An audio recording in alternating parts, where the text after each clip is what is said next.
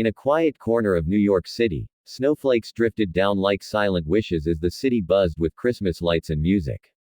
But inside the towering glass building of Thompson Enterprises, the night was long and cold for Sarah Miller. The soft hum of the floor polisher echoed through the empty halls as she worked tirelessly, her gloved hands cracked from the cleaning chemicals.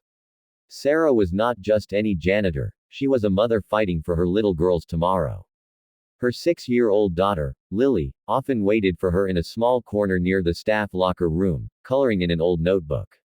For them, Christmas wasn't about gifts or glitter, it was about surviving one more month, paying rent, and keeping hope alive in a city that rarely looked back. That evening, Sarah's mind wandered as she scrubbed the last coffee stain from the CEO's floor. The clock neared midnight. She was exhausted, but she smiled faintly thinking of Lily sleeping soundly nearby, wrapped in her little blanket. Just then, the silence shattered. The elevator doors opened with a sharp ding, and out stepped Mr. Ethan Thompson, the powerful, sharp-eyed CEO whose presence commanded attention.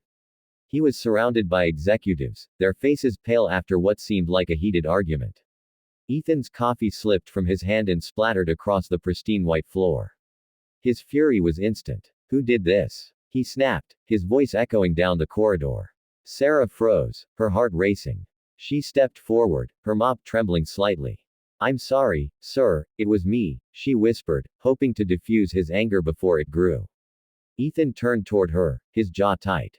"Do you realize what this floor costs to maintain?" He barked, his tone sharp and cold. The other employees backed away, afraid to meet his eyes. Sarah stood silently, biting her lip, ready for the worst. Before she could say another word, a small voice broke through the tension. "Please don't fire Mommy, it's Christmas soon." Every head turned. From behind a marble column stepped little Lily, holding her worn-out teddy bear, her eyes wide with fear and innocence. She walked up to her mother and hugged her leg tightly, looking up at the tall man with pleading eyes. The sight of that small child in a janitor's uniformed mother's arms struck something deep inside Ethan. For a long moment, he said nothing, the anger fading from his face like a candle losing its flame. The office went utterly silent. The sound of the wind outside was the only thing that moved through the stillness. Lily reached into her tiny pocket and pulled out a red and white candy cane, her only treat from a kind receptionist earlier that day. She held it out toward Ethan with trembling hands. "You can have it, if you don't fire her," she said softly. Ethan knelt down slowly, taking the candy with care. His throat tightened as he looked at Sarah, her tired eyes, her patched uniform, and the quiet strength in her trembling smile. Without saying a word, he nodded gently. "Go home," he said finally, his voice lower, softer.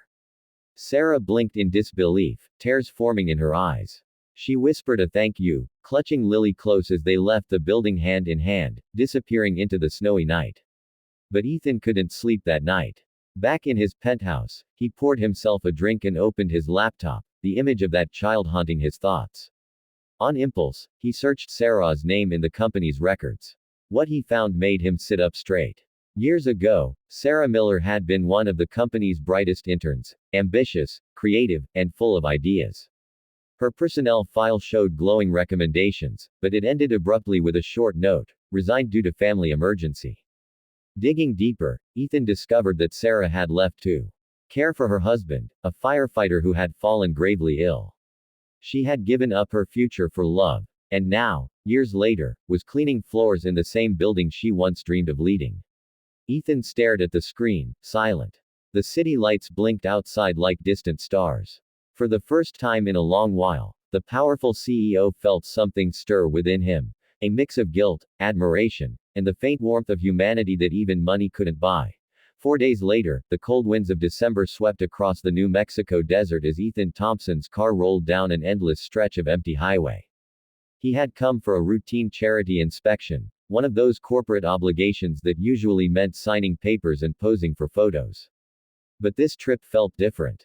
The vast silence of the desert, broken only by the wind's mournful whistle, seemed to cleanse his thoughts. Ever since that night with Sarah and her daughter, something had changed within him. He no longer saw people as part of a system, he saw their struggles, their hearts. The city's noise had hidden the truth, but here, under the open sky, it felt impossible to ignore. As dusk settled over the desert, Ethan slowed his car near a cluster of tall cacti swaying gently under the moonlight. That's when he saw it, a small figure lying motionless near the roadside. Panic shot through him. He stopped the car, rushed over, and found a little boy, frail and trembling, his lips cracked from the cold. The child's eyes fluttered open, whispering words Ethan couldn't understand. The boy's skin was dry, his tiny hands shaking as he clutched a piece of cloth with tribal patterns. Ethan gently lifted him and wrapped him in his coat, whispering, "You're safe now, kid. You're gonna be okay." The boy barely moved, but a faint spark of life lingered in his eyes, as if he believed him. Ethan drove as fast as he could to the nearest reservation clinic, praying the boy would hold on. The staff at the small medical center rushed him inside. Doctors said the child was Apache, and he'd been missing for days after a desert storm separated him from his family.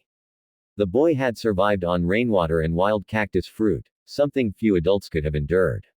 Ethan sat beside him through the night, bringing food, telling soft stories even though the child couldn't understand most of his words. There was something in the boy's presence, something pure and fragile, that reminded him of Lily, of innocence unprotected. For the first time in years, Ethan found himself waiting not for a business report or a deal, but for a child's smile. The next morning, as snow drifted softly against his hotel window, Ethan sat in quiet reflection. The desert outside seemed calm now, washed clean by the night's frost. Then came a gentle knock on his door.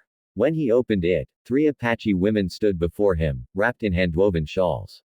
Their faces were lined with both hardship and grace. The eldest stepped forward, her voice trembling but strong. "You saved our brother," she said. "The spirits led you here." Ethan was taken aback. They told him how they had searched for the child for 4 days, praying under the stars for guidance. One woman reached out, placing a beaded bracelet in his hand as a gift of gratitude. "The desert listens," she said softly, "and it sent you." That moment left Ethan wordless. He realized that he hadn't come to New Mexico for charity work or reputation, it was destiny that had brought him here. That night, as he packed to return to New York, he wrote a note to himself: "Do good not because you have to, but because someone's hope depends on it." When he arrived back in the city, the first thing he did was call Sarah Miller into his office.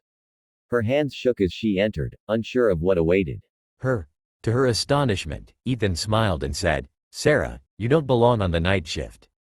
You belong in management." He reinstated her as a project manager and told her about his plan to launch a new program, a foundation for single parents and Native children in need. That Christmas Eve, the Thompson building was brighter than ever. But this time, it wasn't for the clients or shareholders.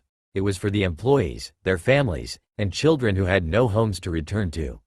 Sarah stood near the big tree, holding Lily in her arms, both dressed in warm coats Ethan had quietly bought for them. As the snow fell outside, Lily gazed up at Ethan and whispered, "See, Mommy? Christmas miracles are real." Ethan smiled, the bracelet still around his wrist, and realized she was right. Miracles weren't born from magic. They were born from compassion. And that night, for the first time in years, Ethan Thompson felt truly human again.